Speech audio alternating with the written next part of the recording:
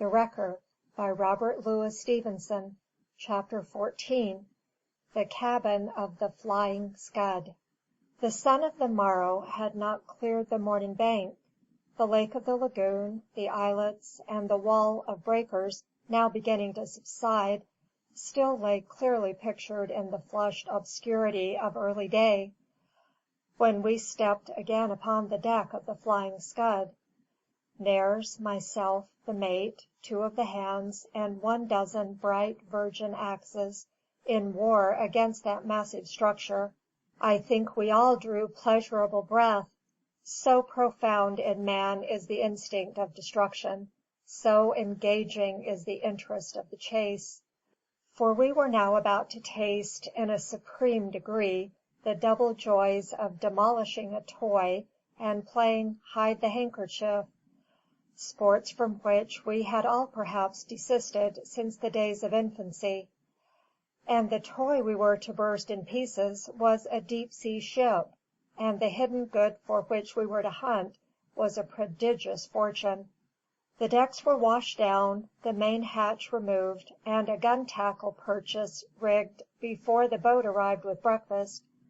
I had grown so suspicious of the wreck that it was a positive relief to me to look down into the hold and see it full, or nearly full, of undeniable rice, packed in the Chinese fashion in boluses of matting. Breakfast over, Johnson and the hands turned to upon the cargo, while Nares and I, having smashed open the skylight and rigged up a windsail on deck, began the work of rummaging the cabins. I must not be expected to describe our first day's work, or, for that matter, any of the rest, in order and detail as it occurred. Such particularity might have been possible for several officers and a draft of men from a ship of war, accompanied by an experienced secretary with a knowledge of shorthand. For 2 plain human beings, unaccustomed to the use of the broadaxe, and consumed with an impatient greed of the result, the whole business melts, in the retrospect, into a nightmare of exertion, heat, hurry, and bewilderment, sweat pouring from the face like rain, the scurry of rats, the choking exhalations of the bilge, and the throbs and splinterings of the toiling axes. I shall content myself with giving the cream of our discoveries in a logical rather than a temporal order. Though the 2 indeed practically coincided, and we had finished our exploration of the cabin before we could be certain of the nature of the cargo. Nares and I began operations by tossing up pell-mell through the companion, and piling in a squalid heap about the wheel, all clothes, personal effects, crockery, the carpet, stale victuals, tins of meat, and, in a word, all movables from the main cabin. Thence we transferred our attention to the captain's quarters on the starboard side. Using the blankets for a basket, we sent up the books, instruments, and clothes to swell our growing midden on the deck; and then Nares, going on hands and knees, began to forage underneath the bed. Box after box of Manila cigars rewarded his search. I took occasion to smash some of these boxes open, and even to guillotine the bundles of cigars, but quite in vain. No secret cache of opium encouraged me to continue. "I guess I've got hold of the dickey now," exclaimed Nares; and turning round from my perquisitions, I found he had drawn forth a heavy iron box, secured to the bulkhead by chain and padlock. On this he was now gazing, not with the triumph that instantly inflamed my own bosom, but with a somewhat foolish appearance of surprise. "By George, we have it now!" I cried, and would have shaken hands with my companion, but he did not see, or would not accept the salutation. "Let's see what's in it first," he remarked dryly. And he adjusted the box upon its side, and with some blows of an axe burst the lock open. I threw myself beside him, as he replaced the box on its bottom and removed the lid. I cannot tell what I expected. A million's worth of diamonds might perhaps have pleased me. My cheeks burned, my heart throbbed to bursting. And lo! there was disclosed but a trayful of papers, neatly taped, and a cheque book of the customary pattern. I made a snatch at the tray to see what was beneath, but the captain's hand fell on mine, heavy and hard. "Now, boss," he cried, not unkindly, "is this to be run ship shape, or is it a Dutch grab racket?" And he proceeded to untie and run over the contents of the papers with a serious face and what seemed an ostentation of delay. Me and my impatience it would appear he had forgotten; for when he was quite done, he sat a while thinking, whistled a bar or two, refolded the papers, tied them up again, and then, and not before, deliberately raised the tray. I saw a cigar box, tied with a piece of fishing line, and 4 fat canvas bags. Nares whipped out his knife, cut the line, and opened the box. It was about half full of sovereigns. "And the bags?" I whispered. The captain ripped them open one by one, and a flood of mixed silver coin burst forth and rattled in the rusty bottom of the box. Without a word he set to work to count the gold. "What is this?" I asked. "It's the ship's money," he returned, doggedly continuing his work. "The ship's money?" I repeated. "That's the money Trent tramped and traded with? And there's his cheque book to draw upon his owners? And he has left it?" "I guess he has," said Nares austerely, jotting down a note of the gold; and I was abashed into silence till his task should be completed. It came, I think, to £378 sterling, some £19 of it in silver, all of which we turned again into the chest. "And what do you think of that?" I asked. "Mr. Dodd," he replied, "you see something of the rumness of this job, but not the whole. The specie bothers you, but what gets me is the papers. Are you aware that the master of a ship has charge of all the cash in hand, pays the men advances, receives freight and passage money, and runs up bills in every port? All this he does as the owner's confidential agent, and his integrity is proved by his receipted bills. I tell you, the captain of a ship is more likely to forget his pants than these bills which guarantee his character. I've known men drown to save them, bad men too, but this is the shipmaster's honour. And here this Captain Trent, not hurried, not threatened with anything but a free passage in a British man of war, has left them all behind. I don't want to express myself too strongly, because the facts appear against me, but the thing is impossible." Dinner came to us not long after, and we ate it on the deck, in a grim silence, each privately racking his brain for some solution of the mysteries. I was indeed so swallowed up in these considerations, that the wreck, the lagoon, the islets, and the strident sea-fowl, the strong sun then beating on my head, and even the gloomy countenance of the captain at my elbow, all vanished from the field of consciousness. My mind was a blackboard, on which I scrawled and blotted out hypotheses, comparing each with the pictorial records in my memory, ciphering with pictures. In the course of this tense mental exercise, I recalled and studied the faces of one memorial masterpiece, the scene of the saloon; and here I found myself, on a sudden, looking in the eyes of the Kanaka. "There's one thing I can put beyond doubt, at all events," I cried, relinquishing my dinner and getting briskly afoot.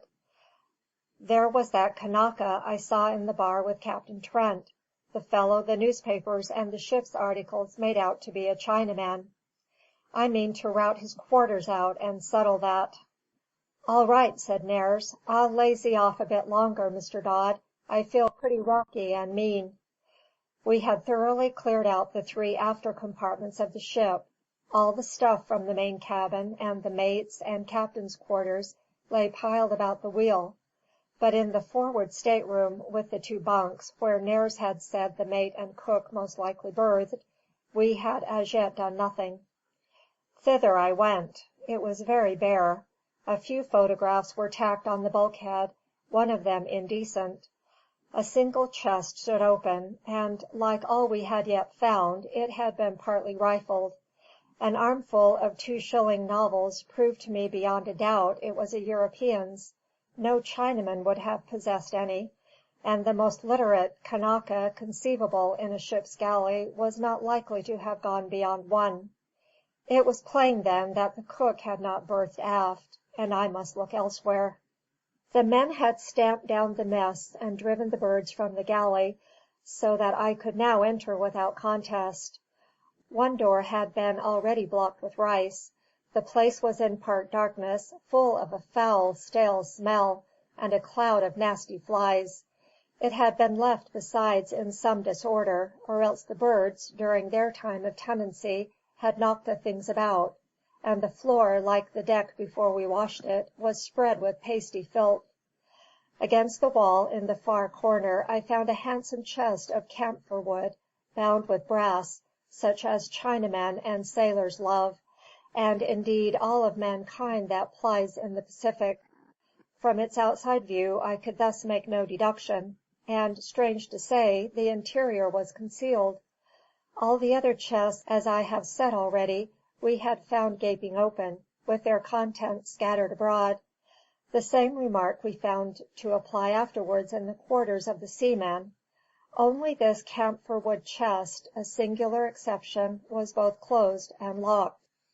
I took an axe to it, readily forced the paltry Chinese fastening, and, like a custom-house officer, plunged my hands among the contents.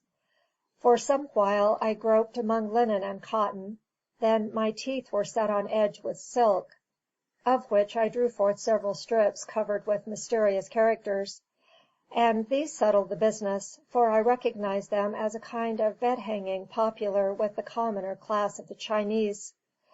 Nor were further evidences wanting, such as night-clothes of an extraordinary design, a 3-string Chinese fiddle, a silk handkerchief full of roots and herbs, and a neat apparatus for smoking opium, with a liberal provision of the drug. Plainly, then, the cook had been a Chinaman, and, if so, who was Joseph Amalu? Or had Joseph stolen the chest before he proceeded to ship under a false name and domicile? It was possible, as anything was possible in such a welter; but, regarded as a solution, it only led and left me deeper in the bog. For why should this chest have been deserted and neglected when the others were rummaged or removed? And where had Joseph come by that second chest, in which, according to the clerk at the What Cheer, he had started for Honolulu? "And how have you fared?" inquired the captain, whom I found luxuriously reclining in our mound of litter; and the accent on the pronoun, the heightened colour of the speaker's face, and the contained excitement in his tones, advertised me at once that I had not been alone to make discoveries. "I have found a Chinaman's chest in the galley," said I, "and John, if there was any John, was not so much as at the pains to take his opium." Nares seemed to take it mighty quietly. "That's so," said he. "Now, cast your eyes on that, and own you're beaten." And with a formidable clap of his open hand he flattened out before me, on the deck, a pair of newspapers. I gazed upon them dully, being in no mood for fresh discoveries. "Look at them, Mr. Dodd," cried the captain sharply. "Can't you look at them?" And he ran a dirty thumb along the title. "Sydney Morning Herald, November 26th. Can't you make that out?" he cried, with rising energy. "And don't you know, sir, that not 13 days after this paper appeared in New South Pole, this ship we're standing in heaved her blessed anchors out of China?" How did the Sydney Morning Herald get to Hong Kong in 13 days? Trent made no land, he spoke no ship, till he got here. Then he either got it here or in Hong Kong. "I give you your choice, my son," he cried, and fell back among the clothes like a man weary of life. "Where did you find them?" I asked. "In that black bag?" "Guess so," he said. "You needn't fool with it. There's nothing else but a lead pencil and a kind of worked out knife." I looked in the bag, however, and was well rewarded. "Every man to his trade, captain," said I. "You're a sailor, and you've given me plenty of points. But I am an artist, and allow me to inform you this is quite as strange as all the rest. The knife is a palette knife, the pencil is a Winsor and Newton, and a BBB at that. A palette knife and a BBB on a tramp brig! It's against the laws of nature." "It would sicken a dog, wouldn't it?" said Nares. "Yes," I continued. "It's been used by an artist, too. See how it's sharpened. Not for writing. No man could write with that. An artist, and straight from Sydney? How can he come in?" "Oh, that's natural enough," sneered Nares. "They cabled him to come up and illustrate this dime novel." We fell a while silent. "Captain," I said at last, "there is something deuced underhand about this brig. You tell me you've been to sea a good part of your life. You must have seen shady things done on ships, and heard of more. Well, what is this? Is it insurance? Is it piracy?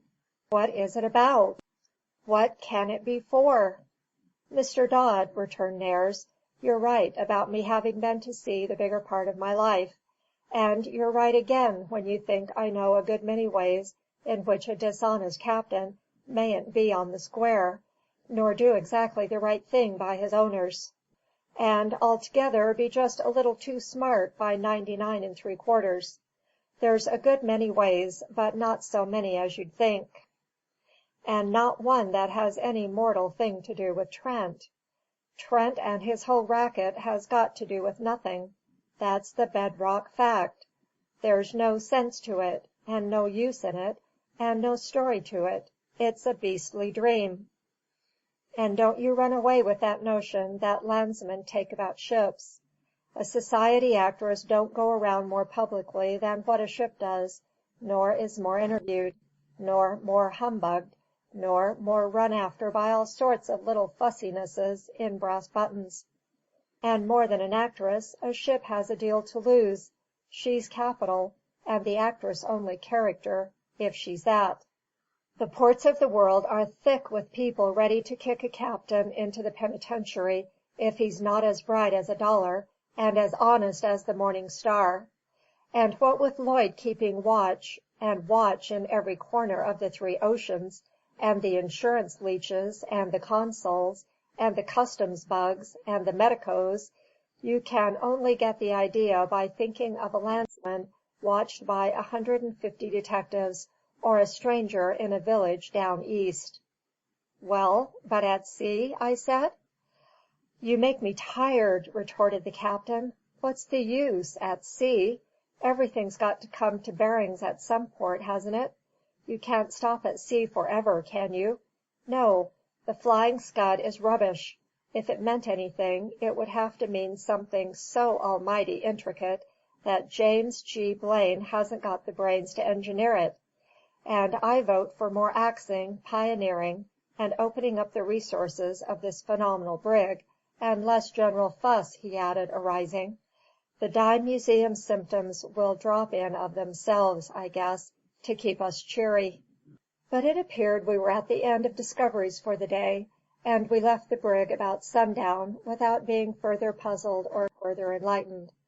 The best of the cabin spoils, books, instruments, papers, silks, and curiosities, we carried along with us in a blanket, however, to divert the evening hours; and when supper was over, and the table cleared, and Johnson sat down to a dreary game of cribbage between his right hand and his left, the captain and I turned out our blanket on the floor, and sat side by side to examine and appraise the spoils. The books were the first to engage our notice. These were rather numerous, as Nares contemptuously put it, for a lime juicer. Scorn of the British mercantile marine glows in the breast of every Yankee merchant captain. As the scorn is not reciprocated, I can only suppose it justified in fact. And certainly the old country mariner appears of a less studious disposition. The more credit to the officers of the Flying Scud, who had quite a library, both literary and professional. There were Findlay's 5 Directories of the World, all broken backed, as is usual with Findlay, and all marked and scribbled over, with corrections and additions. Several books of navigation, a signal code, and an admiralty book of a sort of orange hue, called Islands of the Eastern Pacific Ocean, Volume 3, which appeared from its imprint to be the latest authority, and showed marks of frequent consultation in the passages about the French frigate shoals, the Harman, Cure, Pearl, and Hermes reefs, Lisiansky Island, Ocean Island, and the place where we then lay, Brooks or Midway. A volume of Macaulay's essays and a shilling Shakespeare led the van of the belles lettres.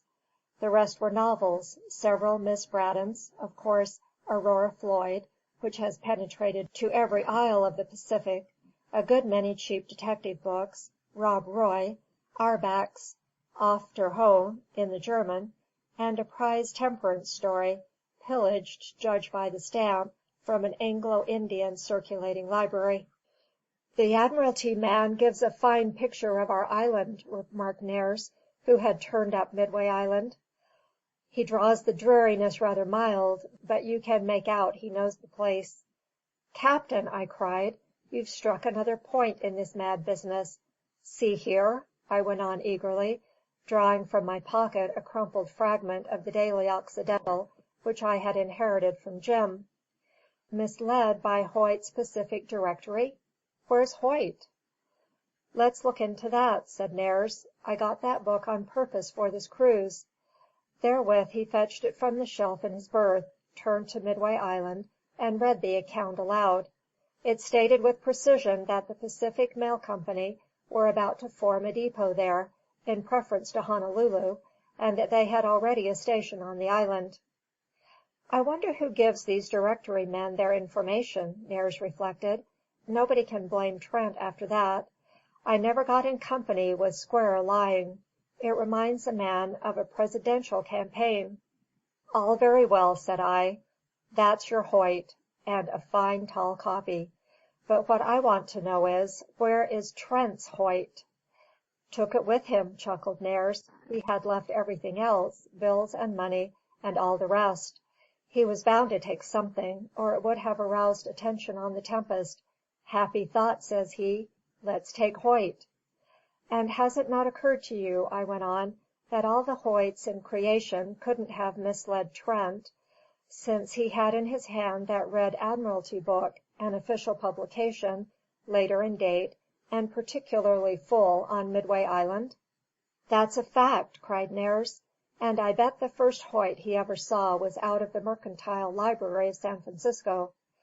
Looks as if he had brought her here on purpose, don't it? But then that's inconsistent with the steam crusher of the sale. That's the trouble with this brig racket. Anyone can make half a dozen theories for 60 or 70% of it, but when they're made, there's always a fathom or two of slack hanging out the other end." I believe our attention fell next on the papers, of which we had altogether a considerable bulk. I had hoped to find among these matter for a full-length character of Captain Trent, but here I was doomed, on the whole, to disappointment. We could make out he was an orderly man, for all his bills were docketed and preserved; that he was convivial, and inclined to be frugal even in conviviality, several documents proclaimed. Such letters as we found were, with one exception, arid notes from tradesmen. The exception, signed Hannah Trent, was a somewhat fervid appeal for a loan. "You know what misfortunes I have had to bear," wrote Hannah, "and how much I am disappointed in George. The landlady appeared a true friend when I first came here, and I thought her a perfect lady; but she has come out since then in her true colours, and if you will not be softened by this last appeal, I can't think what is to become of your affectionate," and then the signature. This document was without place or date, and a voice told me that it had gone likewise without answer. On the whole, there were few letters anywhere in the ship, but we found one before we were finished, in a seaman's chest, of which I must transcribe some sentences. It was dated from some place on the Clyde. "My dearest son," it ran, "this is to tell you your dearest father passed away, Jan. 12th, in the peace of the Lord. He had your photo and dear David's laid upon his bed, made me sit by him.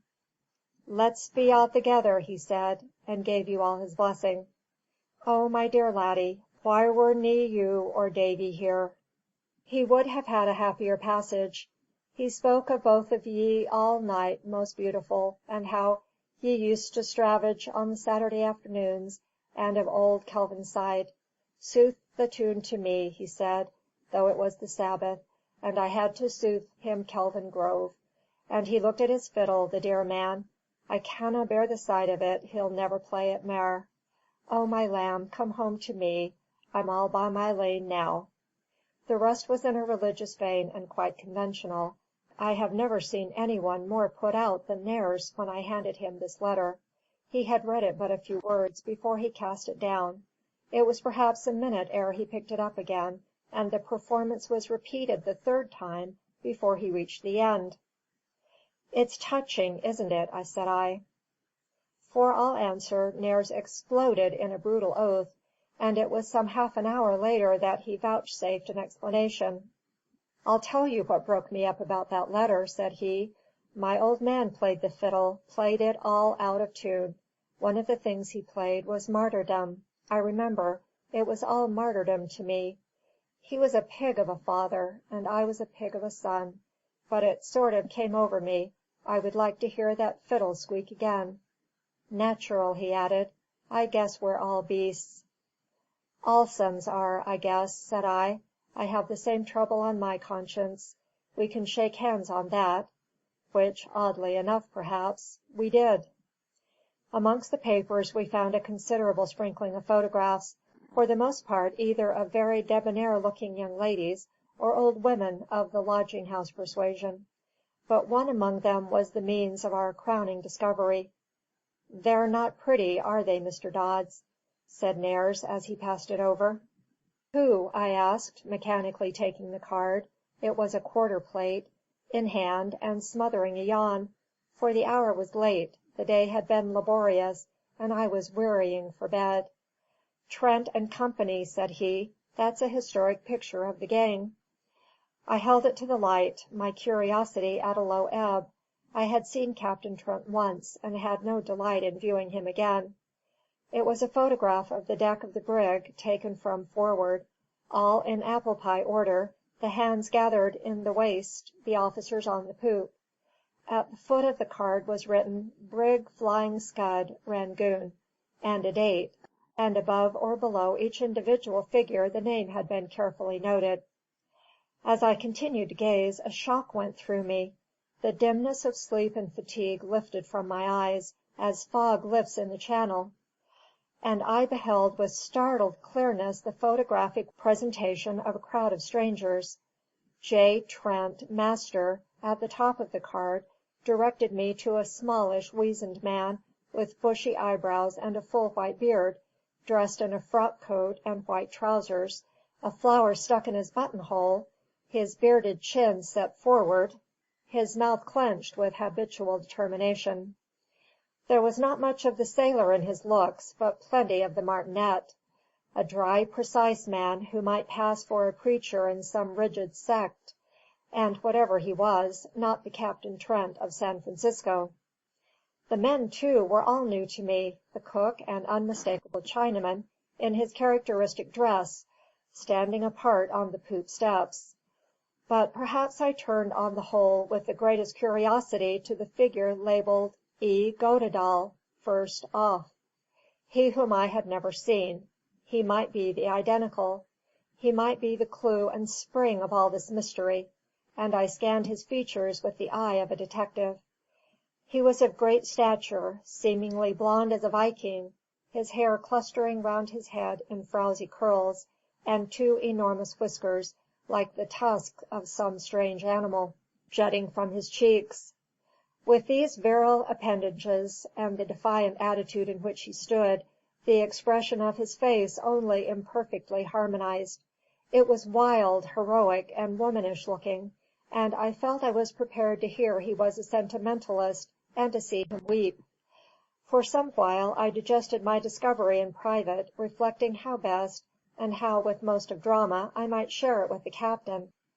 Then my sketch book came in my head, and I fished it out from where it lay, with other miscellaneous possessions, at the foot of my bunk, and turned to my sketch of Captain Trent and the survivors of the British brig Flying Scud, in the San Francisco bar room. "Nares," said I, "I've told you how I first saw Captain Trent in that saloon in 'Frisco; how he came with his men, one of them a Kanaka with a canary bird in a cage; and how I saw him afterwards at the auction, frightened to death, and as much surprised at how the figures skipped up as anybody there. Well," said I, "there's the man I saw." And I laid the sketch before him. "There's Trent of 'Frisco, and there are his three hands. Find one of them in the photograph, and I'll be obliged." Nares compared the two in silence. "Well," he said at last, "I call this rather a relief. Seems to clear the horizon. We might have guessed at something of the kind from the double ration of chess that figured." "Does it explain anything?" I asked. "It would explain everything," Nares replied, "but for the steam crusher. It'll all tally as neat as a patent puzzle, if you leave out the way these people bid the wreck up; and there we come to a stone wall. But whatever it is, Mr. Dodd, it's on the crook." "And looks like piracy," I added. "Looks like blind hookey," cried the captain. "No, don't you deceive yourself. Neither your head nor mine is big enough to put a name on this business." CHAPTER XV. Salt Lake City, Utah.